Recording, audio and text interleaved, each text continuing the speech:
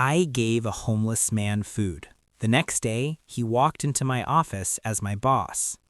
If you're listening to this right now, I need you to stay with me. Don't skip ahead. Don't put this on in the background and half listen.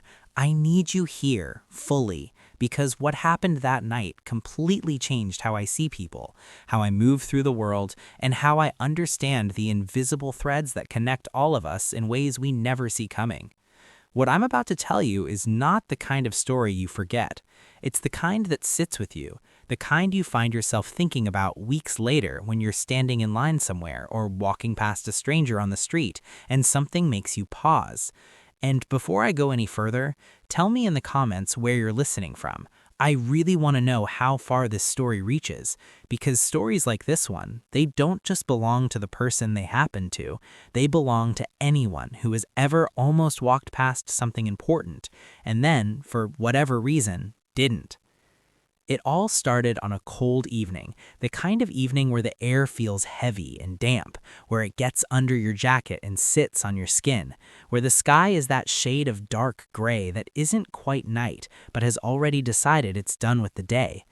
Everything around you seems to move a little slower than usual, people walking with their heads down, cars moving quietly, the city folding into itself the way it does when the temperature drops and everyone just wants to be somewhere warm.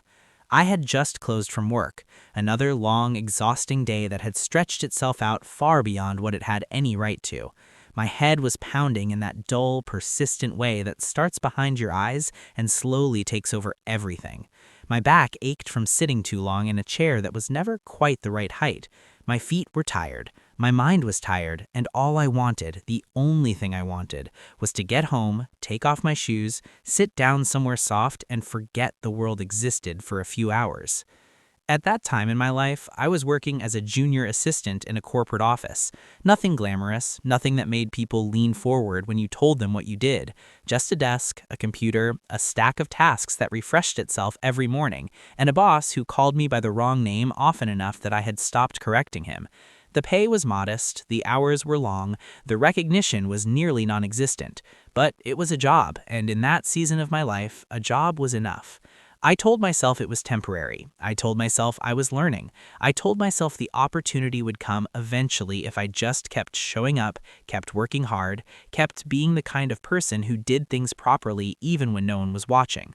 Life wasn't terrible, but it wasn't easy either.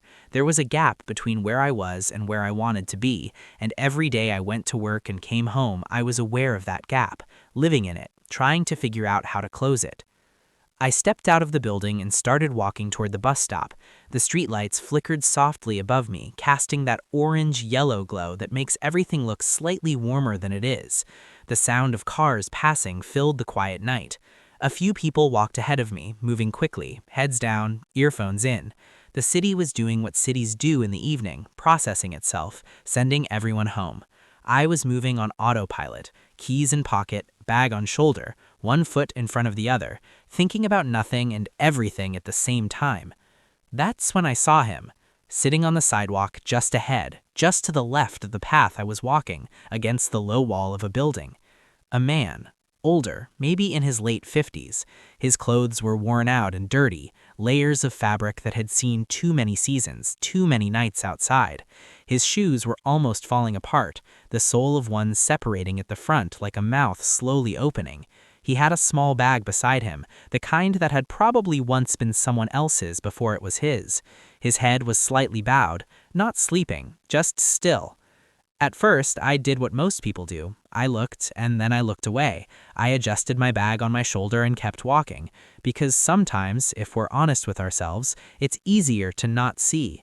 It's easier to look at something difficult and decide that looking away is the same as it not being your problem. The world is full of need, and you cannot carry all of it. That's what we tell ourselves, and sometimes that's true. But sometimes it's just a story we tell so we can keep walking without feeling the weight of having walked past. I had taken maybe 5 or 6 steps past him when something made me stop. I still can't fully explain it. It wasn't guilt exactly. It wasn't some loud internal voice telling me to go back. It was quieter than that, more like a small pull, a feeling like I had forgotten something and needed to go back and check. I stood there for a moment on the pavement, people moving past me, the cold settling on my shoulders, and then I turned around. I walked back slowly. He hadn't moved. He was still sitting there in that same position, still and quiet, not performing anything, not asking for anything from the people walking past. That struck me. Most people, when they are in need and surrounded by others, do something to signal that need. They call out, they hold a sign, they make eye contact and let it linger. But he did none of that. He was just sitting there the way you sit in your own home when you think no one is watching, completely himself. "Sir?" I said gently. He looked up slowly, and when our eyes met, something about his gaze caught me completely off guard. It wasn't empty the way you sometimes expect. It wasn't broken or desperate or glazed over with exhaustion. It was calm, still and clear and calm, sharp even, like someone who was seeing more than he should have been able to from a patch of cold sidewalk on a gray evening. "You haven't eaten, have you?" I asked. He smiled faintly, just a small movement at the corners of his mouth. "Not today," he replied. His voice was steady, not weak, not grateful in that excessive, desperate way that makes you feel like the interaction is performing itself, just steady, measured, like a man who is used to his own company and comfortable in it. That surprised me more than anything else about him, the steadiness. I reached into my bag and pulled out the food I had bought for myself on the way out of the office. It wasn't much, a simple takeaway meal, rice and something wrapped in foil, still faintly warm. It was the only food I had. I hadn't eaten since a small lunch that had long since stopped doing anything for me, and I had been planning to eat this on the bus or when I got home. I held it for a second. I hesitated. I want to be honest about that because I think the hesitation is important. I was hungry too. This wasn't some grand, effortless act of generosity. There was a moment where both things were true at the same time. I was hungry and he was hungrier, and I had to decide what to do with that. Then I held it out toward him. "Here," I said. "Take this." He looked at the food. Then he looked back at me. For a moment he didn't move, didn't reach for it, didn't react the way I expected. He just looked at me carefully, almost like he was studying something. "You don't have to," he said quietly. "I know," I replied, "but I want to." He took it slowly, both hands, carefully, the way you take something you're treating with respect. "Thank you," he said. Simple words, 2 words, but the way he said them was different from how those words usually land. They carried something, weight, like they meant more than their surface. I gave a small smile and turned to leave. "Wait," he called softly. I stopped and looked back. "What's your name?" he asked. I hesitated for just a moment, then answered, "Daniel." He nodded slightly, looking at me steadily. "Daniel," he repeated, and the way he said it, slowly, like he was placing it somewhere carefully in his memory. "Kindness like yours has a way of coming back." I smiled politely. I had heard things like that before, those kinds of sentences that good people say and mean well by. Nice words. True words, maybe, in some general cosmic sense, but life doesn't always work that way. At least, that's what I thought. That's what experience had taught me. You do good things because they are good things, not because they come back. I nodded once more, pulled my jacket tighter against the cold, and walked toward the bus stop. That night I got home and ate whatever I could find. I didn't think much about the encounter. I was tired, and the warmth of the flat was doing what warmth does when your body has been cold for too long. I sat down, I ate, I slept, and by morning the whole thing had settled somewhere in the back of my mind. Not forgotten exactly, but not at the front either. I got up, got ready, and started making my way to work the way I did every morning. Same route, same bus, same familiar sequence of movements that had become so automatic I could do them half asleep, which some mornings I nearly was. I got to the office a little earlier than usual that day. I don't remember why. Maybe the bus came quickly, maybe I just walked faster. But I noticed something the moment I stepped inside the building. The energy was different. People were moving differently, more quickly, more purposefully, with that particular kind of nervous alertness that spreads through an office when something significant is about to happen. Colleagues were straightening things on their desks. Someone was adjusting the chairs in the conference room. Voices were lower than usual. Whispers were everywhere. "Hey, what's going on?" I asked a colleague near the door. She looked at me with wide eyes. "You didn't hear? We have a new boss. The CEO is coming in today." I frowned. A new CEO? That was unexpected. The kind of change that ripples through every level of an organization, the kind that makes even people who have been there for decades sit up and pay attention because everything that was assumed suddenly becomes uncertain again. Everyone seemed nervous. Even the managers were straightening their jackets and choosing their words more carefully. I shrugged it off, put my bag down, and sat at my desk. There was nothing to do but wait. A few minutes passed. The office continued its unusual hum of anticipation. People kept glancing toward the door. And then it happened. The entire office went quiet. Not gradually. All at once, the way a room does when someone walks in who commands space without asking for it. I looked up from my desk. And that is the moment I will never forget for the rest of my life. Because walking through that door, surrounded by senior staff, moving through the office like he had always owned it, was the man from the sidewalk, but not the man I had seen the night before. The clothes were different. A perfectly tailored dark suit, a crisp shirt, shoes that caught the office light as he walked. His posture was different, shoulders back, head level, each step deliberate and unhurried. His face was clean, his eyes were clear, but those eyes were exactly the same, calm, sharp, seeing more than they should. My heart stopped. I don't mean that as an expression. I mean there was a moment where my body genuinely did not know what to do with what my eyes were sending it. My brain was trying to reconcile two completely different images of the same person and failing. The man on the sidewalk, the man walking through my office, the food I handed him in the cold, the suit he was wearing right now. I sat completely still, frozen, my mouth slightly open, my hands on the desk, doing nothing. This was impossible. This had to be some kind of mistake, some extraordinary coincidence that meant nothing. It couldn't be the same person, except it was. I knew it was, because you don't forget eyes like that. He walked past my desk without looking at me. He moved directly into the conference room, and the senior staff filed in behind him like a current following its source. Immediately, the whispers started around me. That's the new CEO? He just got appointed. He owns a controlling share of the company now. They say he's completely restructuring everything. I heard it all from a distance, like sounds coming through water, because the inside of my head was too loud for anything outside to fully reach me. I sat there for what felt like a long time. My hands had gone slightly cold. My heart was doing something irregular in my chest. I kept looking at the conference room door, kept thinking about the night before, the sidewalk, his steady voice. Not today. Kindness like yours has a way of coming back. Minutes later, we were called into the meeting room. I stood up slowly, like someone waking from a dream that hasn't fully released them, and walked in with everyone else. He stood at the front of the room, and up there, in that space, with everyone arranged before him and the morning light coming through the high windows, he was an entirely different presence. Not better than the man on the sidewalk, not more real, just different, like seeing something in a different light and understanding it differently. "Good morning," he said. His voice filled the room without effort. Not loud, not performative, just complete, the kind of voice that doesn't need to announce itself. "My name is Mr. Lawson. As of today, I will be taking over this company."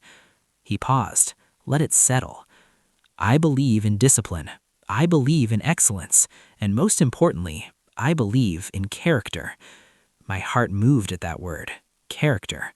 He let his eyes move across the room, slowly, unhurriedly, taking in faces the way someone does when they are actually looking, not scanning, not performing the act of looking, but actually seeing. And then his eyes found me. They stopped, for just a second, long enough to be deliberate, short enough that no one else would have noticed. Recognition passed between us like something quiet and electrical. Then he moved on. The meeting continued.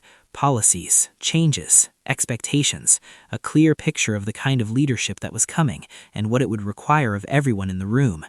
But I could not focus, not properly. Every few sentences my mind slipped back to the cold pavement, the worn jacket, the food wrapped in foil, the steadiness of a man who was sitting in the dirt and somehow still entirely himself. After the meeting ended, the room emptied quickly. People were eager to get back to their desks and process everything that had just happened, to call their partners and tell them about it, to whisper with their closest colleagues about what it would mean for them specifically. I should have left with them, but my legs didn't move. I stood near my chair, and I wasn't entirely sure why until I heard it. Daniel, my name, said quietly, but in that voice. I turned slowly. He was looking directly at me. The room was almost empty now.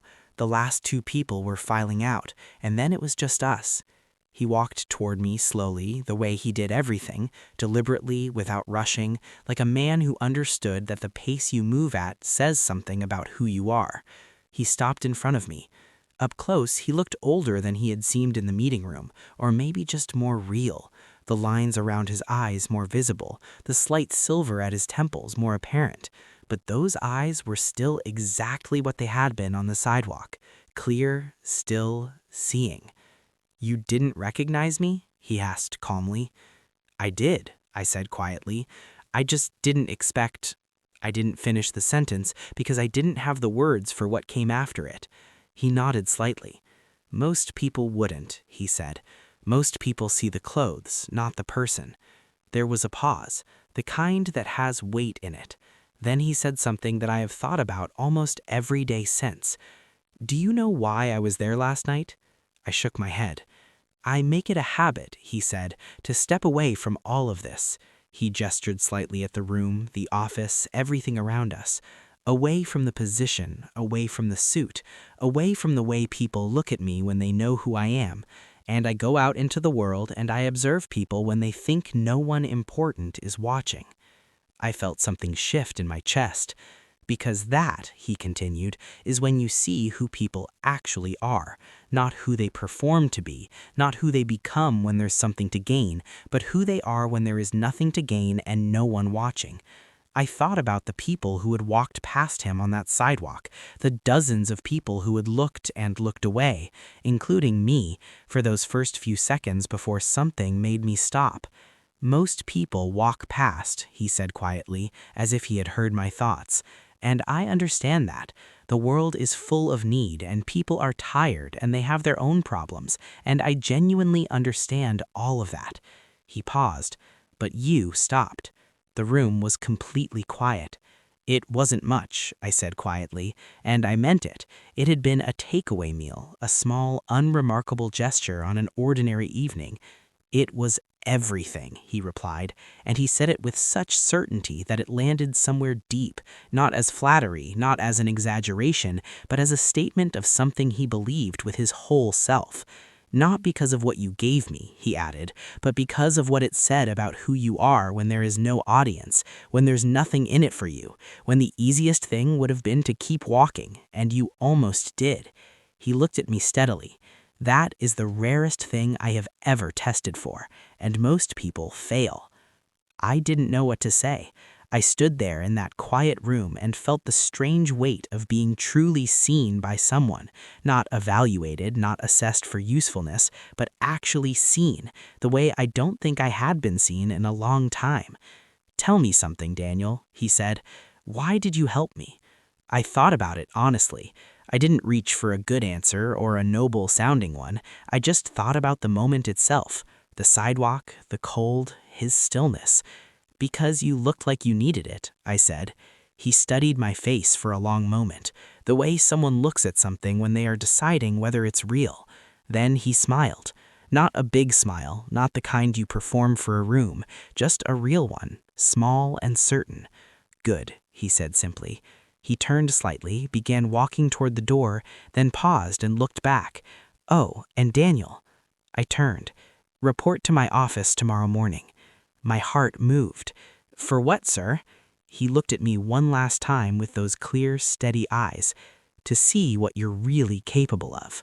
And then he walked out, and I stood there alone in that empty conference room for a long moment, just breathing, just standing inside the reality of what had just happened. He told me once, months into our working together, about the first time he had done it. He had been a junior executive himself, not much older than I was. and he had been passed over for a promotion he deserved because a more politically connected colleague had been chosen instead. He had been angry, the kind of deep, slow anger that doesn't shout but burns, and he had gone for a long walk to process it. He had ended up sitting on a bench somewhere, in clothes that weren't his finest, and someone had stopped and asked if he was all right. Just that, a stranger who noticed something and stopped and asked. He said it had moved him in a way that was completely disproportionate to the gesture itself, because he was surrounded at work by people who were brilliant and driven and competent, and almost none of them would have stopped. He told me that moment planted something in him, a question he began carrying everywhere. Who stops? Not in the dramatic moments, not when there's something to gain, but in the small, quiet moments when it costs you something and there's no reward and no one is watching. Who stops then? Those are the people I want in my life, he said. Those are the people I trust. I have thought about that conversation so many times since, about the smallness of the original gesture, a meal on a cold night, something I almost didn't do, something I did while hungry myself, something that cost me maybe 15 minutes and one takeaway meal and a brief moment of choosing to turn around instead of keep walking. And I think about all the people who had walked past that night and will never know what they walked past, not because they are bad people. Most of them were probably good people having a tired evening, the same as I was. But something made me stop, and something did not make them stop, and I genuinely cannot fully explain what that something was. Maybe it was the way he sat there. Maybe it was just a moment where the part of me that believes in human dignity was louder than the part that was exhausted and hungry and just wanted to get home. Maybe it was luck. Maybe it was something else entirely. I don't know. What I know is that it changed my life. And what I know is that it had nothing to do with strategy. I was not calculating future returns on a small act of generosity. I was just tired and human, and something about a quiet man on a cold pavement made me feel that walking past was not something I could do and still feel right about myself. That's all it was. There is a version of this story where I tell you that it all worked out because I was a good person and the universe rewarded me. I don't believe that exactly. I don't think kindness is a transaction. I don't think you should help people because something might come back to you. I think you should help people because they are people, and because you are a person, and because the world is made of small moments of connection, and most of them vanish without a trace, and occasionally, rarely, one of them changes everything. I got lucky. I know that. Most of the time, you give someone your dinner on a cold night, and you go home and nothing comes of it, except that you went to bed knowing you had done something decent. And that, actually, is enough. That should always be enough. The fact that something came back to me doesn't make the gesture more worthy than it would have been if nothing had. It just makes it a better story. But here is what I want you to actually take from this. Not the dramatic twist, not the CEO on the sidewalk, not even the promotion. Here is the thing I want to leave inside you when this is over. You are being watched in ways you cannot see and cannot prepare for.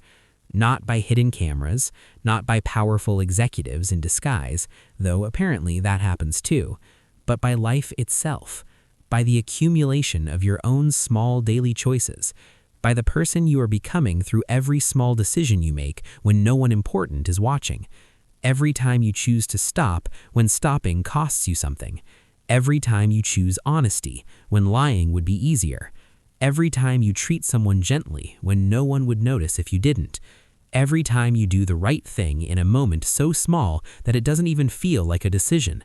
That is who you are. Not your resume, not your title, not how you perform in meetings or what you say about yourself in interviews. Who you are is the sum of all those small invisible moments, and it compounds. Over time, slowly, in ways you cannot track or predict, it compounds, and occasionally it opens a door you didn't even know existed, in ways you could never have engineered if you had tried. I still work with Mr. Lawson. The organization has grown. My role has grown with it. There are mornings when I walk into the office and I think about that cold evening, the flickering streetlights, the pavement, a man sitting quietly against a wall, and the 5 steps I took past him before something made me turn around. And I think about how close I came to not turning around, how close I came to pulling my jacket tighter and keeping walking and going home to my quiet flat and never knowing. It sits with me, that closeness, that nearness of a different life, and it makes me more careful now, more willing to pause, more willing to pay attention to the small moments that don't announce themselves as important, because the most important moments rarely do. They just sit there, quietly, waiting to see what you'll do, waiting to find out who you are. So here we are at the end of this story, and I don't want to let you go without asking you something real. Not a question you have to think about for long, just an honest one. If you had been walking toward that bus stop on that cold evening, tired from a long day, hungry, just wanting to get home, and you had seen that man sitting on the sidewalk, quietly, not asking for anything, just existing in that still and dignified way, would you have stopped? Not what you want the answer to be, not what you think makes you sound like a good person, what you actually think you would have done in the real tiredness of a real evening when stopping would have cost you your only meal and 15 minutes you didn't have. I want you to sit with that honestly, because that honest answer tells you something true about yourself. And whatever that answer is, it's not a judgment, it's just a starting point. It's just information about who you are right now and who you might want to become. And if the answer is that you would have kept walking, that's okay, because now you know this story, and now the next time you are walking toward a bus stop on a cold evening and something makes you almost stop, you will have this in you. And maybe that will be enough to make you turn around. Tell me in the comments where you are listening from right now, what country, what city, what part of the world this story found you in, and tell me, honestly, would you have stopped? I'm reading every single comment, and I'll see you there.